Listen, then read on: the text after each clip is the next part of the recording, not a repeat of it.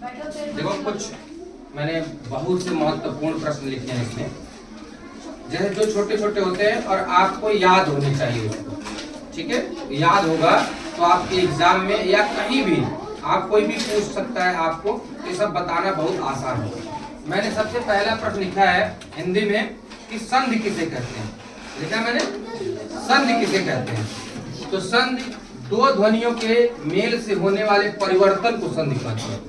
जब दो ध्वनि मिलेंगी, जैसे विद्या, जैसे विद्या धन आलय, विद्या धन आलय विद्यालय होता है, वैसे ठीक है, ये संधि। फिर दूसरा मैंने लिखा है समास किसे कहते हैं। समास दो या दो से अधिक शब्दों को मिलाकर एक शब्द बना लिया जाए,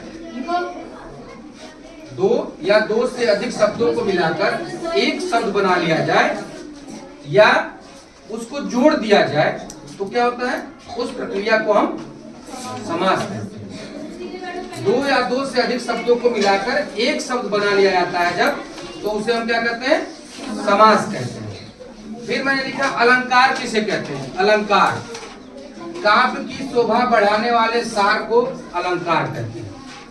काव्य की शोभा बढ़ाने वाले तत्व को, सार को, ठीक है, ऐसे को हम क्या कहते हैं, अलंकार कहते हैं। क्या कहते हैं, अलंकार, अलंकार कहते हैं। फिर छंद किसे कहते हैं। वर्ण, मात्रा, चरण, यति, गति आदि के नियमानुरूप प्रयोग से युक्त रचना छंद कहलाती है। जब आप बड़े क्लासों में जाएंगे इसके बाद, तो आपको ना कुछ उसमें जैसे दोहा, पद्य और छंद, ठीक है, सोरठा, ये सब आपको कुछ उसमें मात्राएं लगती हैं, कुछ आपको उसमें गुण जैसे दिया ना, मात्रा, चरण, यति, गति दिया ना, उसमें लघु, गुरु, ऐसे कुछ उसमें आपको आगे बताया जाएगा, मैं भी बताऊंगा आपको।